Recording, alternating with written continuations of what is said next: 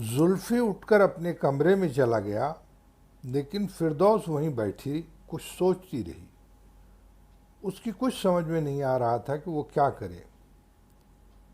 कमरे में जुल्फी भी इसी बात पर उलझा था और उसकी भी कुछ समझ में नहीं आ रहा था, न ही कोई हल समझ में आ रहा था। वो आर्ट गैलरी कैंसिल कराने के हक में नहीं था। वो चाहता था कि उसकी पेंटिंग्स की नुमाइश हो, लेकिन अब जबकि फिरदौस ने मना कर दिया था तो वो कदर मायूस लग रहा था। इसी बीच उसके करीबी दोस्त अकदस का फ़ोन आ गया। उसने फ़ोन रिसीव किया, गुफ्तगू शुरू हुई तो थोड़ी देर बात करने के बाद उधर से उसके दोस्त ने ये अंदाज़ा लगा लिया कि जुल्फ़ी किसी उलझन में है। उसने जुल्फ़ी से पूछा, क्या बात है, तुम कुछ परेशान लग रहे हो। पहले तो जुल्फ़ी ने कहा, नहीं कोई ऐसी बात नहीं है, लेकिन जब अकदस ने इसरार किया तो जुल्फ़ी को बताना पड़ा। अकदस बोला, तो इसमें परेशानी की क्या बात है। जुल्फ़ी बोला, क्यों, परेशानी की क्यों बात नहीं।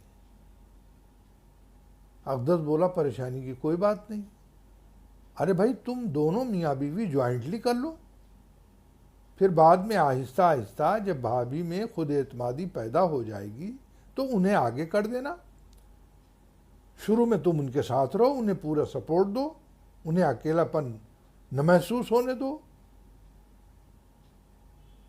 ओ यार, क्या आइडिया दिया है तुमने, मजा आ गया, जुल्फी खुश होकर बोला। इस पर अकदस बोला, तो फिर मेरी दावत पक्की। हाँ हाँ जरूर, क्यों नहीं, बोलो कब। जुल्फी ने कहा, बता देंगे, जल्दी किस बात की है। अकदस ने उधर से कहा। दोनों में थोड़ी देर तक इधर उधर की बातें हुई, खैरियत खैरवाफियत हुई, हालात पर गुफ्तगू हुई, कुछ हंसी मजाक हुआ और फिर मिलने का वादा करके दोनों ने एक दूसरे को फ़ोन पे खुदा हाफिज कहा। जुल्फी बहुत खुश नज़र आ रहा था कि उसे मसले का हल मिल गया। उसके चेहरे से खुशी झलक रही थी। अभी वो कुछ सोच ही रहा था कि अब वो सारी बातें किस तरह फिरदौस को बताएगा कि इसी बीच फिरदौस कमरे में दाखिल हुई।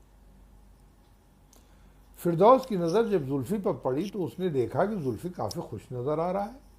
एक लम्हे के लिए तो फिरदौस ने सोचा कि अभी थोड़ी देर पहले तो मेरे पास से ये काफ़ी रंजीदा उठकर आए थे, इतनी देर में ऐसा क्या हो गया कि इस कदर खुश, माशाअल्लाह क्या कहने। एक लम्हा रुककर फिरदौस ने जुल्फी से सवाल कर ही लिया, बहुत खुश नज़र आ रहे हैं, क्या बात है। जुल्फी बोला, हाँ फिरदौस, वाकई मैं बहुत खुश हूँ, मसले का हल मिल गया। कौन से मसले का हल मिल गया, फिरदौस ने तजस्सुस भरे अंदाज में पूछा। अरे वही तुम्हारी आर्ट गैलरी का। क्या हल मिल गया, फिरदौस ने फिर सवालिया अंदाज में पूछा। अरे बड़ा अच्छा हल मिल गया, जुल्फी ने कहा। अब बताएंगे भी, आप पहेलियां ही बुझाते रहेंगे। फिरदौस जल्दी से जान लेना चाहती थी। जुल्फी ने एक लंबी सी सांस ली और फिर बोला, अकदस का फ़ोन आया था। फ़ोन पर उसे लगा कि मैं कुछ टेंशन में हूँ, तो उसने मुझसे पूछा, क्या बात है। पहले तो मैंने उसे टालना चाहा, लेकिन फिर वो पीछे ही पड़ गया। तुम तो जानती हो ना उसकी आदत। उसने कहा, जब मैंने उसको बताया तो उसने कहा, इसमें क्या मुश्किल बात है, ये तो कोई मसला ही नहीं है। अरे भाई, एग्जीबिशन होनी है तो तुम दोनों ज्वाइंटली कर लो ना, दोनों मिलके कर लो, मीडिया वगैरह को तुम फेस कर लो और बाकी काम भाभी संभाल लें। और फिर धीरे धीरे जब उनके अंदर कॉन्फिडेंस आ जाएगा तो उनको आगे कर देना। ये सुनकर फिरदौस एकदम खुश होकर बोली, नाइस आइडिया। भाई वाह, क्या आइडिया दिया अकदस भाई ने, ये तो हो सकता है। जुल्फी बोला, तो फिर तुम तैयार हो? अब फिर तो नहीं कहोगी कि ना? इस पर फिरदौस बोली, नहीं, इस तरह तो मैं तैयार हूं।